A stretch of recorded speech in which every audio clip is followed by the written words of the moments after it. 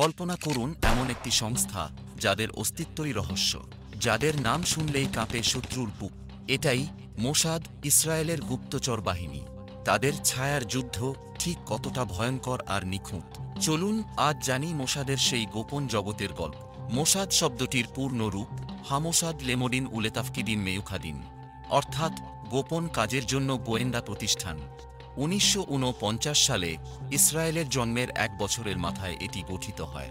মোসাদের মূল কাজগুলো হল বিদেশে গুপ্তচর পাঠানো, সন্ত্রাস দমন, শত্রু রাষ্ট্র বা সংগঠনের বিরুদ্ধে গোপন অভিযান, গুরুত্বপূর্ণ বৈজ্ঞানিক ও সামরিক তথ্য জোগাড় করা।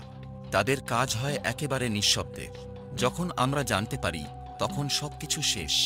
সবচেয়ে আলোচিত কিছু মিশনের মধ্যে আছে এক অপারেশন র্যাথ অব গড।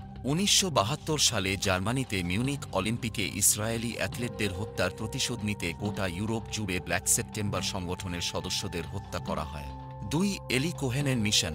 সিরিয়ায় তিনি এতটাই গভীরে ঢুকে পড়েছিলেন যে দেশটির প্রতিরক্ষা পরিকল্পনায়ও অংশ নেন। পরবর্তীতে ধরা পড়ে তাকে ফাঁসি দেওয়া হয়, কিন্তু তার তথ্য ইসরায়েলের জন্য ছিল অমূল্য। মোসাদের শত্রুদের জন্য আছে শুধু সময়ের অপেক্ষা। তাদের টার্গেট যেখানেই থাকুক ধরা পড়ে বা মারা যায়। মোসাদ ব্যবহার করে হিউম্যান ইন্টেলিজেন্স, মানব গুপ্তচর, সাইবার হ্যাকিং, এমনকি যৌন ফাঁদ, সবকিছু। তাদের কাজের ধরন এতটাই নিখুঁত যে অনেক সময় টার্গেট বুঝতেই পারে না কখন কে কোথা থেকে এসেছিল।